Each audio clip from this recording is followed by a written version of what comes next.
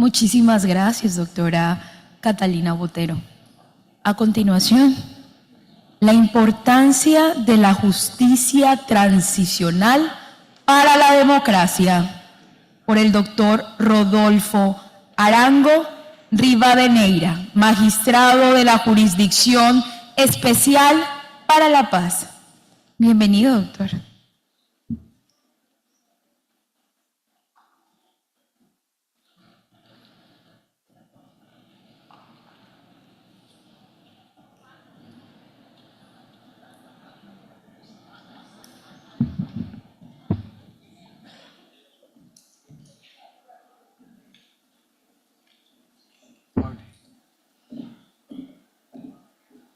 Buenas tardes a todos y a todas.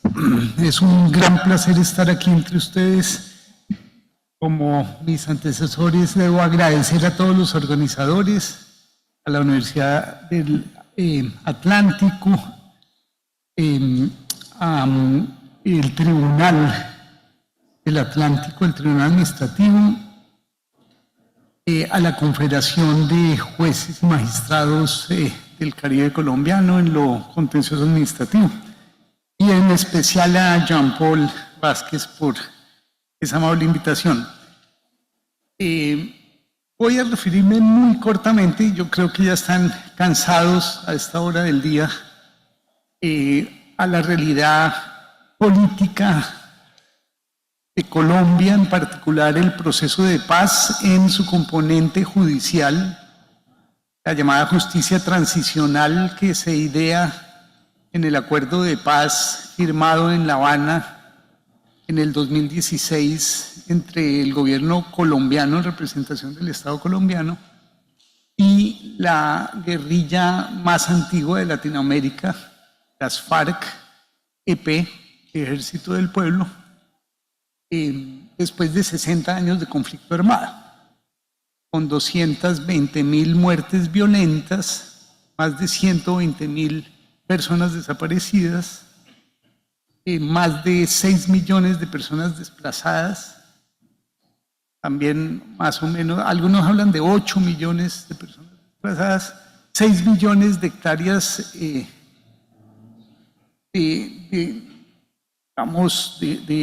incautación o de usurpación por parte de agentes ilegales y que llevan a un proceso de paz algo paradójico. ¿Por qué?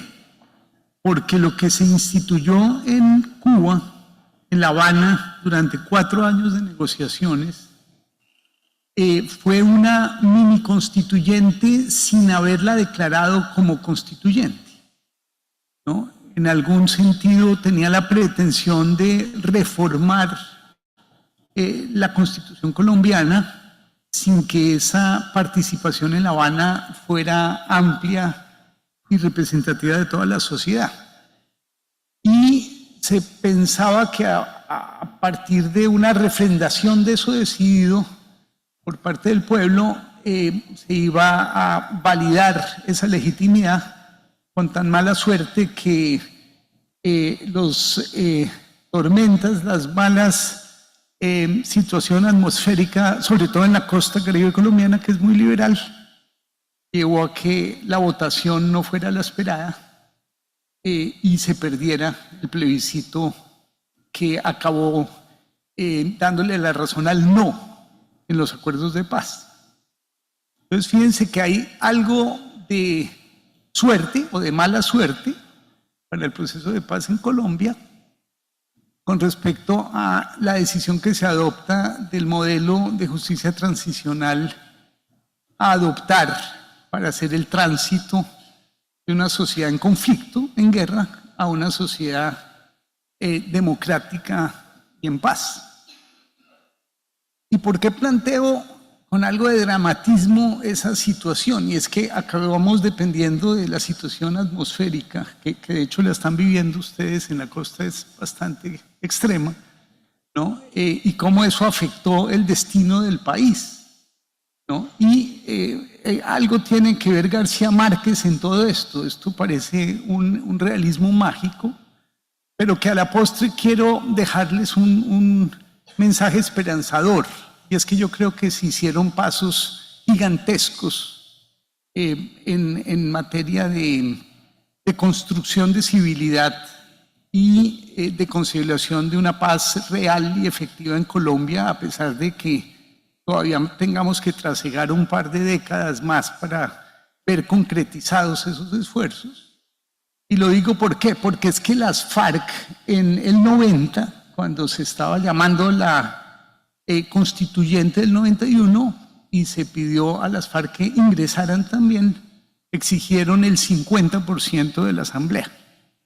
Y cuando no lo aceptó, el gobierno en ese momento ya era la transición del gobierno Barco al gobierno Gaviria, al no haber concedido que las FARC ocuparan el 50% de las plazas de la Asamblea Constituyente del año 90, pues no entraron en la Constituyente y fue el bombardeo de Casa Verde que llevó a un recrudecimiento de la guerra por otros 20 años más, 25 años más. Entonces, estos procesos son lentos. Y Colombia, como García Márquez lo describe muy bien, a veces se le ocurren soluciones fantásticas. Y la solución fantástica que se ocurrió aquí era que, bloqueado el acuerdo de paz en La Habana, porque las FARC, no habiendo sido derrotada militarmente, y el ejército, a su vez, no habiendo sido derrotado militarmente, tenían que pactar. Y el mecanismo de justicia que se ideara era neurálgico, porque las FARC no iban a aceptar una justicia de vencedores a donde el Estado colombiano le impusiera las condiciones a una guerrilla que no había sido derrotada.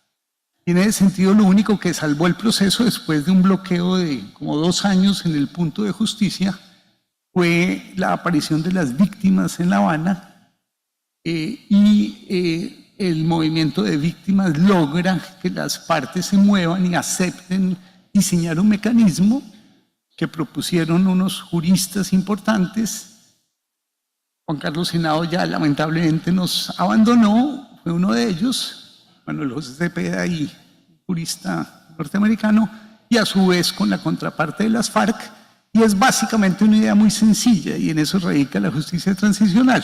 Y es, vamos a no acudir a un mecanismo de punición o retributivo en lo penal, sino vamos a acudir a un mecanismo de restauración del daño a las víctimas en la medida de lo posible, para procesar las conductas más graves y representativas cometidas durante esos 60 años, conductas que básicamente tienen que tener un nivel de gravedad que las instituyen en crímenes, ¿no?, contra los derechos humanos o graves infracciones al derecho internacional humanitario, pero no todas, porque imagínense las atrocidades que se pudieron cometer en 60 años, sino las más representativas, que suponen un modelo de delación, y es a cambio de verdad, para buscar los máximos responsables y desentrañar toda la sistematicidad que hubo en esa criminalidad. Se concedería entonces no la privación de la libertad, sino una restricción de la libertad de esos máximos responsables de esas conductas, y una sanción de 5 a 8 años de trabajos, obras y actividades con contenido reparador y restaurador, de forma tal que fueran las víctimas las favorecidas por la sanción y no tanto el castigo al victimario. Entonces el modelo es muy sencillo: de lo punitivo a lo restaurativo para máximos responsables, que acaban lavándole las culpas, llamémoslo así, a la tropa, al cuerpo armado, bien sea de la guerrilla o de los militares, de forma tal que transitemos hacia la paz.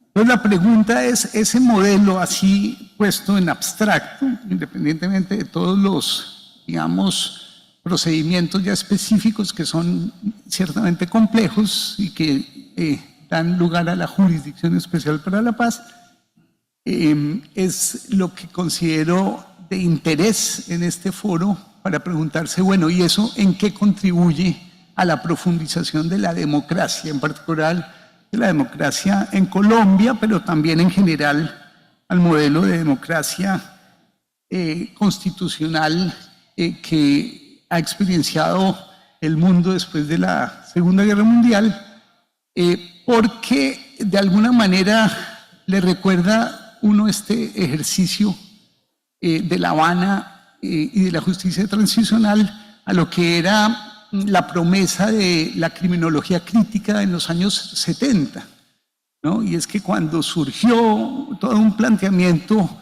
que revaluaba la cárcel y que consideraba que el elemento punitivo en el derecho penal debía ser rebasado por el humanismo y por una concepción más optimista del ser humano, que de lo que trataba era de resocializar al delincuente, pues algo de eso hay en la aplicación de la justicia transicional para resolver el conflicto armado en Colombia y las atrocidades que se cometieron.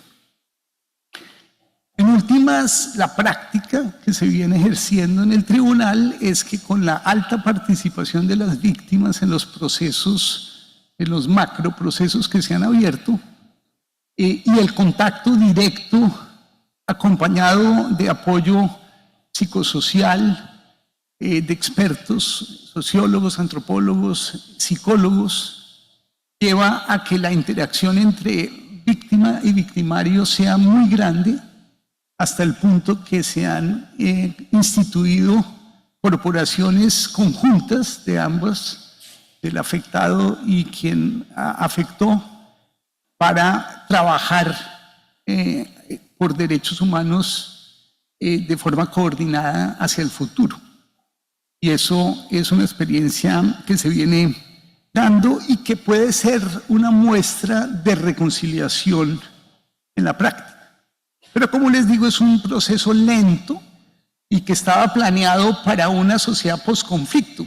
Recuerden que la justicia transicional siempre se piensa para abandonar un régimen de facto, un régimen autoritario, y trasegar hacia una sociedad democrática donde la institucionalidad funciona y han cesado los fusiles.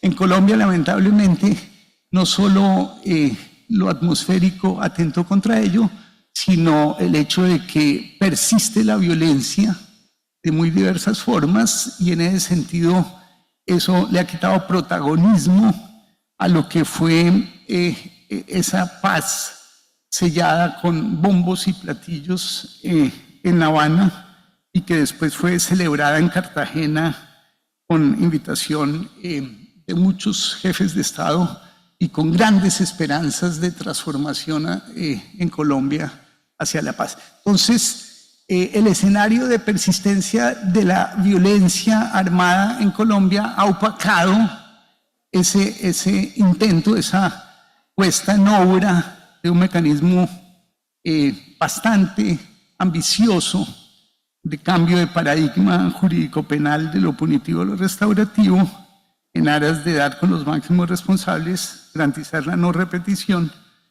y favorecer el tránsito de las tropas a la sociedad civil. Ahora, ¿cómo puede ayudar ese diseño a la profundización de la democracia en Colombia? Y en principio uno podría ser algo escéptico, porque a la postre el plato fuerte de todos los días en los noticieros es el desprestigio de las instituciones democráticas, llámese Congreso de la República, ¿no? Como puede ser común también en otros países, seguramente no solo de influencia latina, tenemos una cierta predilección a castigarnos por el tipo de representantes políticos que tenemos. Entonces no queremos mucho nuestros congresos o nuestros parlamentos. Son objeto de expresiones denigrantes. Tenemos un problema en la representación política, ¿no? Y en ese sentido los medios reproducen también eso, ¿no? Y eso no favorece en ninguna medida los avances pocos pero importantes que se vienen haciendo. El hecho que la antigua guerrilla que asoló el país durante 60 años tenga curules en el Congreso y que haya cambiado las balas por las palabras, ¿no? La violencia por los argumentos, es un paso muy importante en la democratización de una sociedad.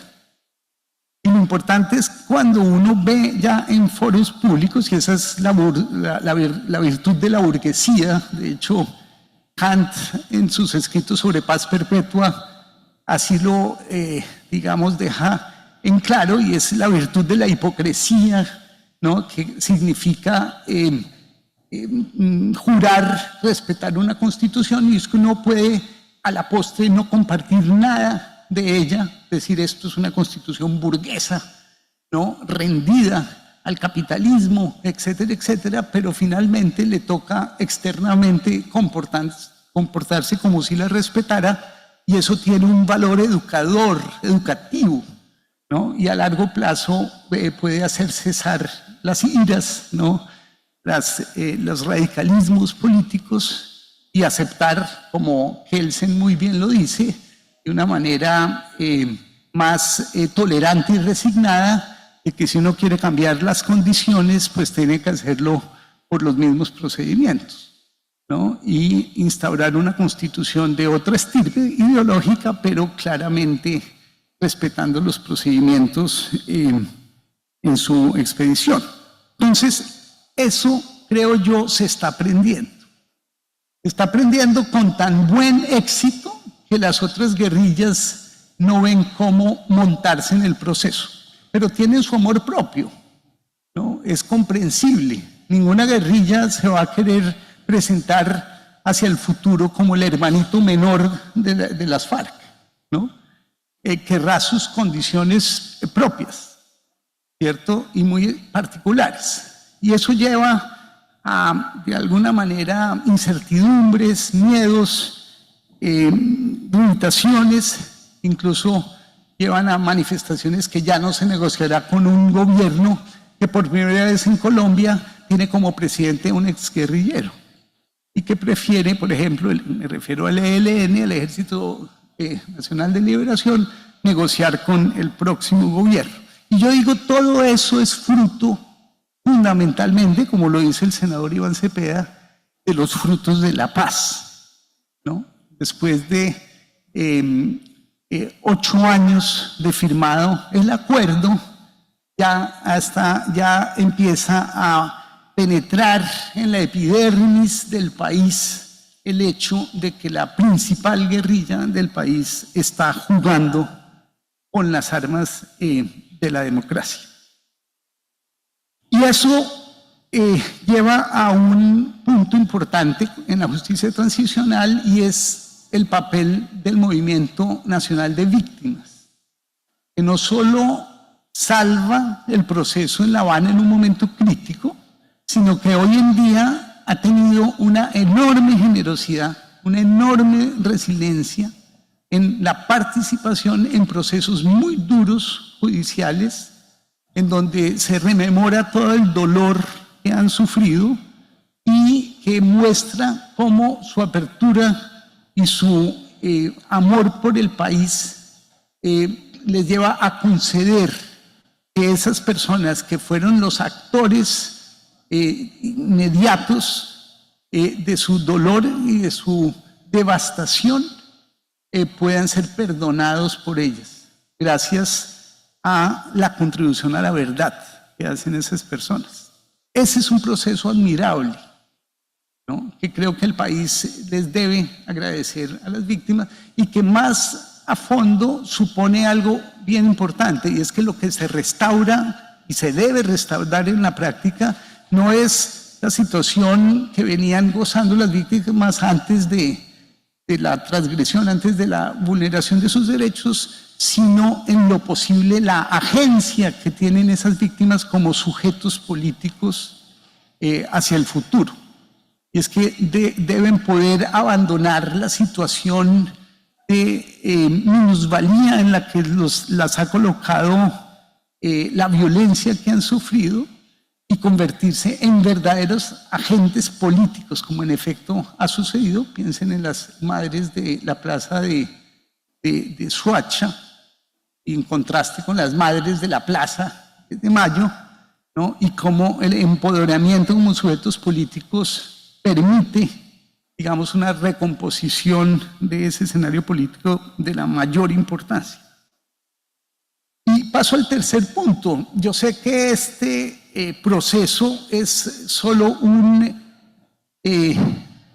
experimento social, llamémoslo así, porque lo que está en juego no es la justicia transicional que diseñaron unos juristas en un momento de apuro en La Habana para salvar el proceso de paz, sino lo que está en juego es, en últimas, la transformación cultural del país, ¿no? Y es el abandono definitivo, y esta vez sí es definitivo, de la violencia, del autoritarismo, del dogmatismo, del radicalismo político que nos ha llevado a una guerra fratricida durante tantas décadas y su reemplazo por la contienda política democrática, deliberativa, participativa, pluralista, ¿no? Que está expresada bien en la Constitución del 91 y que en la práctica es difícil instaurar, porque básicamente de lo que se trata es de un cambio de los hábitos, ¿no? De los comportamientos, de